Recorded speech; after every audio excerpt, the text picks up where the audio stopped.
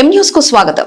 వినాయక చవితి ఉత్సవాలను ఎంత పవిత్రంగా భక్తి శ్రద్ధలతో జరుపుకుంటున్నామో వినాయక నిమజ్జనోత్సవాన్ని కూడా అంతే పవిత్రంగా భక్తి శ్రద్ధలతో జరుపుకోవాలని, తమకు కుటుంబం ఉందని గుర్తెరిగి మద్యం మాదక ద్రవ్యాలు సేవించకుండా ఆనందంగా జరుపుకోవాలని పిఠాపురానికి చెందిన ప్రముఖ జ్యోతిష పండితులు ద్విభాష్యం రమేష్ కుమార్ శర్మ సిద్ధాంతి ఉమా కుక్కుటేశ్వర పురోహిత సంఘం అధ్యక్షుడు పొక్కులూరి రాజా ప్రజలకు విన్నవించారు. మద్యం మాదక ద్రవ్యాల వ్యతిరేక ప్రచార కమిటీ నాయకులతో కలిసి పిఠాపురంలో ఏర్పాటు చేసిన మీడియా సమావేశంలో వారు మాట్లాడుతూ నిమజ్జనోత్సవ కార్యక్రమాన్ని అశ్లీల, అసాంఘిక, ప్రమాదరహితంగా జరుపుకోవాలని పిలుపునిచ్చారు.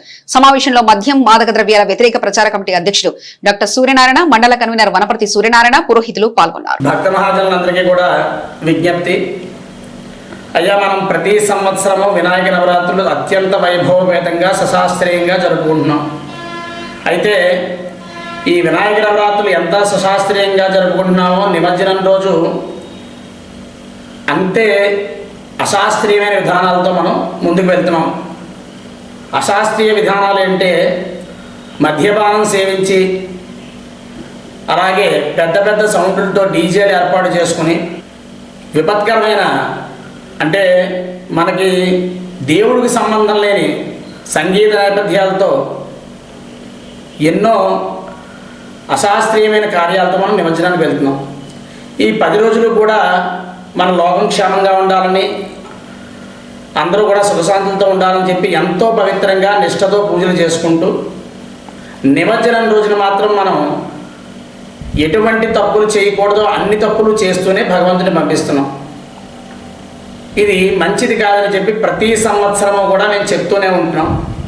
అయితే ప్రతి సంవత్సరము కూడా ఈ వినాయక నిమజ్జన సమయంలో ఎన్నో ప్రమాదాలు జరుగుతున్నాయి.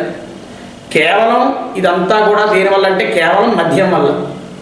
ఆ మద్యం సేవించడం, వాళ్ళు విపరీతంగా ప్రవర్తించడం, రోడ్ల మీద విపరీతంగా తిరగడం, తద్వారా వాహనాల కింద పడి ప్రమాదాలకు గురవడం. మొన్న 5వ రోజు 3వ రోజు నిమజ్జన కార్యక్రమాల్లో కూడా ఈ పాడేరు మండలంలోనూ అలాగే గుంటూరు జిల్లాలోనూ కూడా ప్రమాదాలు జరిగాయని చెప్పి మనం వార్తల్లో విన్నాం. అయితే అందరికీ తెలియజేసేది ఏమిటంటే, పండగ అనేది ఏంటంటే ఆనందాన్ని నింపేది అని అర్థం. ఆ ఆనందం మన కుటుంబాలన్నింటిలోనూ ఉండాలి. మనం కుటుంబం నుంచి వినాయకుడి నిమజ్జనానికి వెళ్తాము అని చెప్పి వెళ్తున్నాం, కానీ మీరు తిరిగి వచ్చేంత వరకు కూడా వారి మనసుల్లా ఉండలేదు. ఎందుకంటే ఏ ప్రమాదానికి లోనవుతారో, ఈ మద్యాన్ని సేవించి, ఈ మాదక ద్రవ్యాలు సేవించి, ఈ విపరీతమైన ధోరణిలోకి వెళ్ళి ఎవరితో గొడవ పెట్టుకుంటారో, ఎవరు దేని కింద పడతారో అని చెప్పి ఆలోచిస్తూ ఇంట్లో వాళ్ళు భయంతో ఉంటున్నారు. మీ ఇంట్లో తల్లిదండ్రులు ఉన్నారు, భార్యాబిడ్డలు ఉన్నారు. మనం చేసేది దైవ కార్యం కాబట్టి పవిత్రంగా చేసి వారికి కడుపు కోత మిగల్చకుండా మనం ఎంతైతే 10 రోజులు నిష్ఠగా చేసామో అంతే నిష్ఠగా స్వామివారిని కూడా సాగనంపి మనం క్షేమంగా ఇంటికి చేరుకోవాలని ముఖ్య ఉద్దేశం. ఈ ఉద్దేశంతోనే ఈ జన విజ్ఞాన వేదిక వారితో కలిసి మా పురోహిత సంఘం ముఖ్యంగా బ్రాహ్మణులందరికీ తెలియజేస్తున్నాం. అయ్యా, మీరు నిలిపే పందెల్లో ఈ డీజేలు అవి లేకుండా ఉంటేనే మేము పూజ చేస్తాం, ఈ డీజేలు అవి లేకుండాను ఈ మత్తు పదార్థాలు సేవించకుండా ఉంటేనే మేము ఊరేగింపులకు వస్తాం అనే ఒక విధానాన్ని మీరు ప్రవేశపెట్టండి. మనం గట్టిగా చెప్తే ఒకరిలో వచ్చిన మార్పే తర్వాత 10 మందిలో వస్తుంది. ఆ మార్పు వచ్చేంత వరకు కూడా మనం ప్రయత్నం చేయాలి. మన ధర్మాన్ని గురించి వివరించండి. ఈ మాదక ద్రవ్యాల వల్ల మనం పడే అవస్థలు, తర్వాత కుటుంబం రోడ్డు మీద పడుతుందనే వివరాన్ని కూడా వాళ్ళకి తెలియజేసి కాస్త జ్ఞానోదయాన్ని కలిగించి తద్వారా ఈ యొక్క దేవుడి యొక్క కార్యాలని చాలా పవిత్రంగా జరిగేలా చూడాలని చెప్పి బ్రాహ్మణోత్తములను కోరుతున్నాము.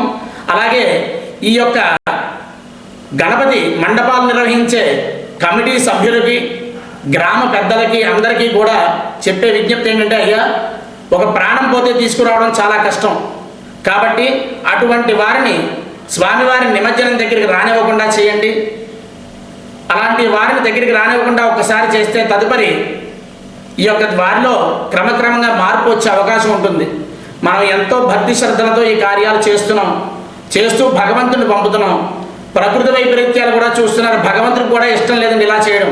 కాబట్టి ఈ వరదలు, ప్రమాదాలు అన్నీ కూడా సంభవించి ప్రక్షాళన చేసుకుంటున్నాడు ఆయనే. కాబట్టి ఇటువంటి విషయాన్ని మీరు దృష్టిలో పెట్టుకుని కమిటీ వారు కానీ బ్రాహ్మణోత్తములు కానీ అందరూ కూడా దృష్టిలో పెట్టుకుని ఈ యొక్క కార్యాన్ని మీరు దిగ్విజయం చేయవలసిందిగా కోరుచున్నాం.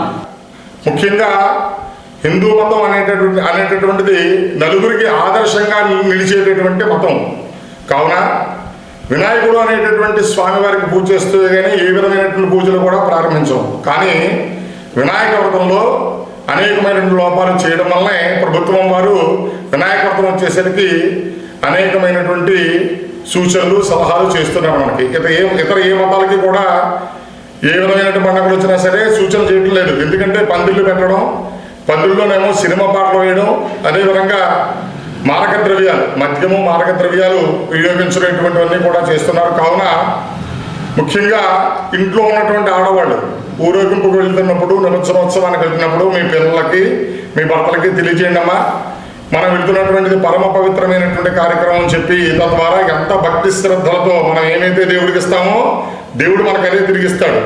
దేవుడికి నువ్వు భక్తులు ఇస్తే నీకు శుభాన్ని ఇస్తాడు. దేవుడికి నువ్వు మద్యాన్ని మానవీయాన్ని ఇస్తే నీ యొక్క జీవితాన్ని భవిష్యత్తుని ఏ విధంగా చేస్తాడో మనం చెప్పగలదు, మీరు తెలుసుకోవాలి. కావున నిమజ్జనోత్సవ కార్యక్రమంలో అందరూ కూడా భక్తి శ్రద్ధలతో పాల్గొని భజనాది కార్యక్రమాలు చేస్తూ నిమజ్జనోత్సవ కార్యక్రమంలో స్వామివారిని అతి పవిత్రంగా నిమజ్జనోత్సవం చేసి స్వామివారి యొక్క అనుగ్రహానికి పాత్రలు కావాల్సిందిగా కోరుతున్నాను. మరిన్ని తాజా వార్తా విశేషాల కోసం M News ను సబ్స్క్రైబ్ చేయండి, మీ మిత్రులకు షేర్ చేయండి.